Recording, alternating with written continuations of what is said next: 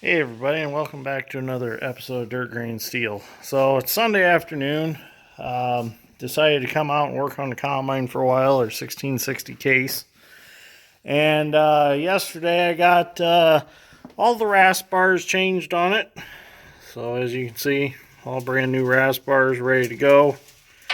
It's gonna be nice having new ones. I mean, the old ones would have run another season, but we decided to change them. So today what we're going to work on is changing the crop flow bars. Because as you can see, they're bent over. They had a piece of steel out of the feeder house run through them last fall and caused a lot of havoc with them. So we're going to replace them. We got some brand new ones from Shoop's. Got all brand new bolt kits for them. I tried to take a bolt out, but these heads, some of them are pretty rounded off. So I'm going to have to torch these heads off and drive the bolts out and change them. Well, the problem with that is this combine's full of dust and it's still got some crop residue in it. So the solution I came up with was I've got this little steel sprayer. Pretty handy. I use it for degreaser and stuff like that. Well, I put water in it. And what I do is I just wet down the inside of the combine with it. Not super wet, but wet enough that it keeps stuff from burning. So I'm going to soak it down in here to the point where stuff won't catch on fire very easily. And then I can use a torch in here without the fear of fire. Which, nice thing about these older combines like the 1660, there's not much that's going to burn anyways. So might get a little dust smoldering here and there, but that's okay. So I'm also going to keep a bucket of water handy just in case of a major fire, but we shouldn't have an issue. So I'm going to get the torch and start cutting these bolt heads off and driving them out and getting these crop flow bars off, and we'll start putting some new ones in. Here's the new ones. That's the new one. That's what they're supposed to look like. We got these, and we got the new bolt kits for them, so we don't have to reuse any fasteners. I like to just buy all new fasteners because reusing them sometimes is just not fun if you got rounded off heads and stuff like that. So we'll see how long it takes us to change these 3 crop flow bars out. Maybe on this same video we'll get into repairing the key stock grates. So let's get started. Okay, so we're going to get these crop flow bars cut out so we can get the new ones put in. Like I said before, the heads are so rounded on them that we couldn't get the socket on them, so we're just going to cut them out and replace them.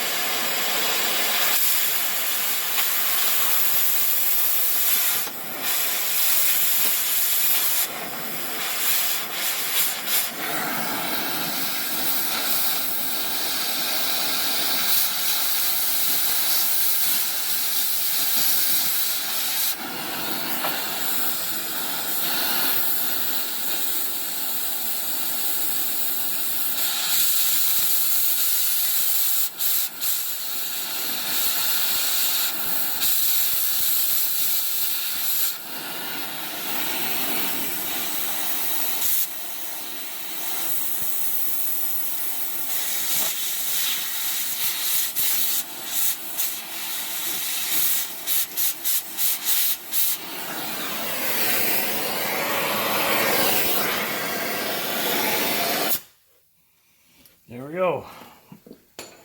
All the bolt heads are cut off now. Now what I do with my punch, go ahead and drive them out if I can find it. Oh, here it is.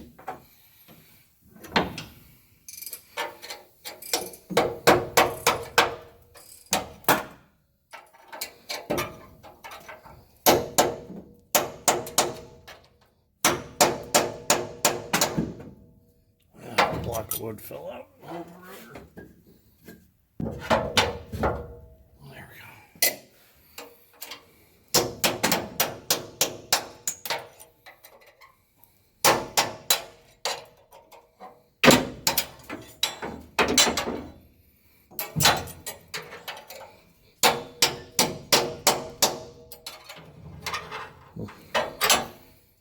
Block of wood.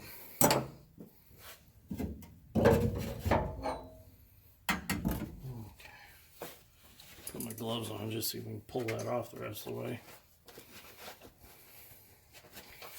Yep, there we go. That one's out. Got one more to do yet.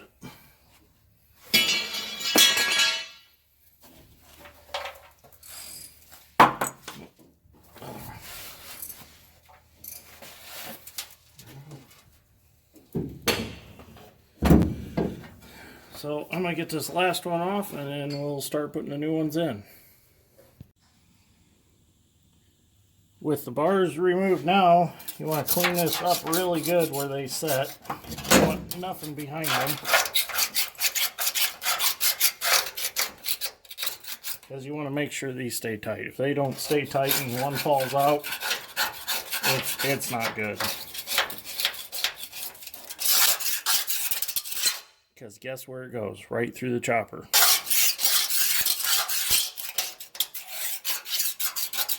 So now we can put it back together now. I've got everything cleaned up.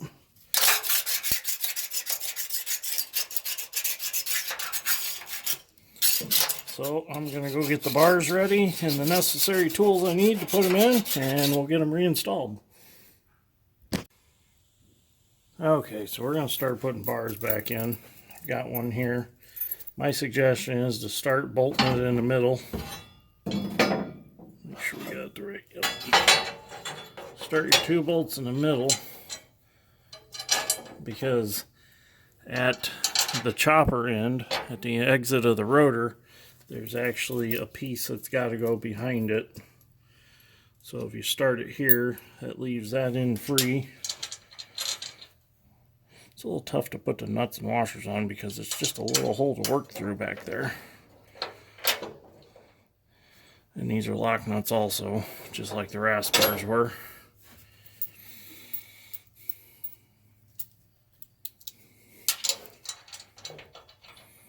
But it definitely is nice using new fasteners, nuts and bolts, because you don't have to fight them.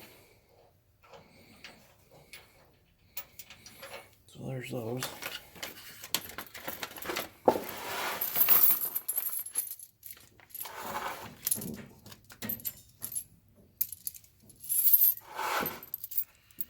So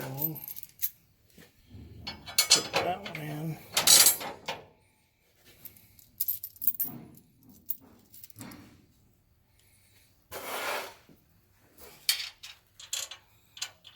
And actually, these nuts that come with this kit actually have a certain way of going. So the rounded part has to go out. The other ones did not.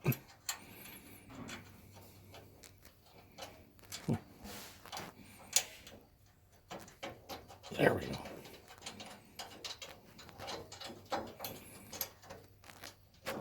Okay. Got one more to put down here.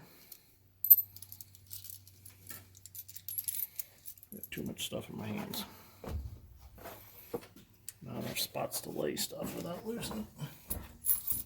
Put those right there.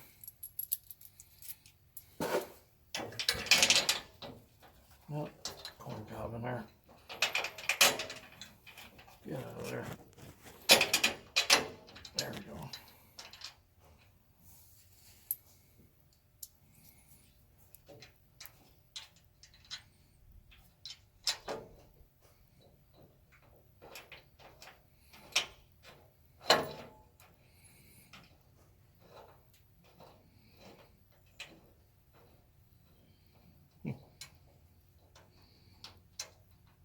There it started.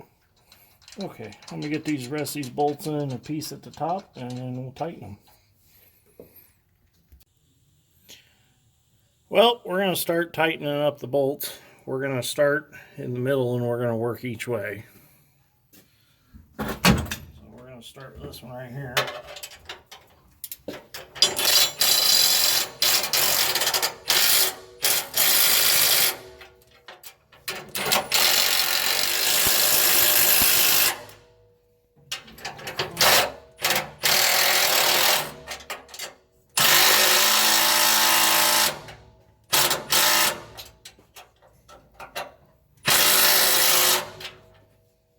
Not the easiest getting a wrench in that hole.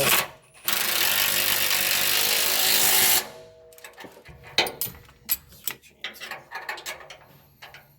Turn the wrench a little bit.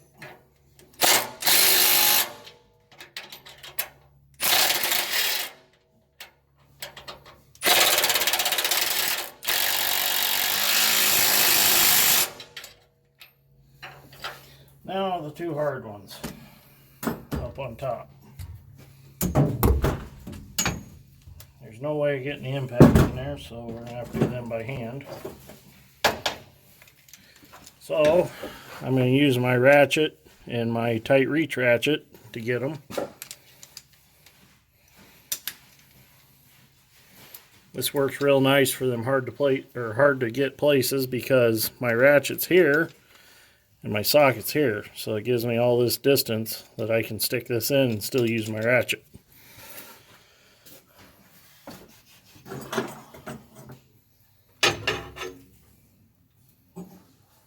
Well, actually that one I don't need it for. It's the back one I'll need it for.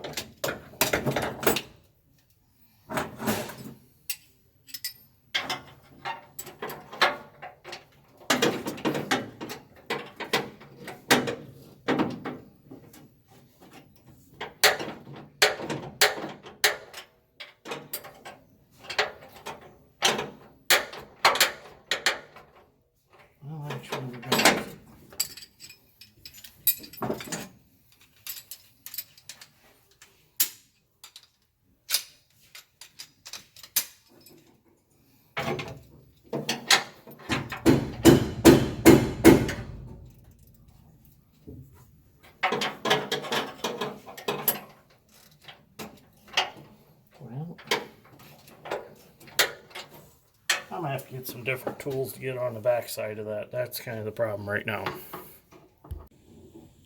So instead of using a tight reach ratchet, I forgot that I got the 90-degree Milwaukee impact. So we're going to use that. But we did get a breaker bar with a 9/16 socket to hold it through the back side instead of a wrench. That'll make life a lot easier.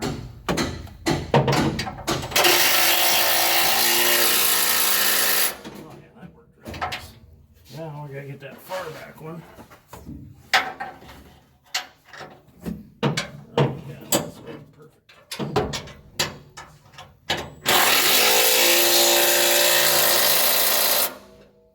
There we go. All bolted back in, ready to go. So I gotta do that 2 more times, and then this is done. Okay, so I got all the crop flow bars put back on. These are actually in the book, these are called separator bars. So crop flow bars, separator bars, same thing. There's 2 options of them. There's these like this that are serrated, and then there's also ones that are just basically angle iron. They're blunt. There's nothing sharp about them. These tend to work better for soybeans. They keep the combine from rumbling real bad. And I bet if I looked in the book, there would be more information on the other ones. But for us, this is what's always worked great because this combine only cuts beans and picks corn. So that's what it's set up for. We've never cut any wheat with it or anything else.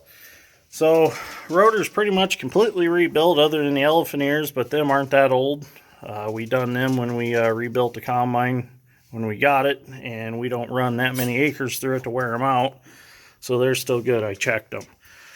So Dad's got the new concaves out here, and he's taken out every other wire in them because if there's too many wires in them, it can actually cause stuff to get stuck in here, like the corn leaves and silks and stuff, and it can actually cause rotor loss and damage to the grain. So we take every other one out to open them up a little bit. So if you've got one of these combines and you're experiencing rotor loss and you're experiencing them getting plugged up with stuff, pull your concaves out and pull every other rod out. It'll definitely help. It'll make a huge difference. So, but anyways, I think I'm going to end this episode right here, or if not, it's going to get too long. So anyways, thanks for watching. If you like this, give me a like and subscribe for more combine tips and see me fix more stuff on a combine. So anyways, thanks for watching.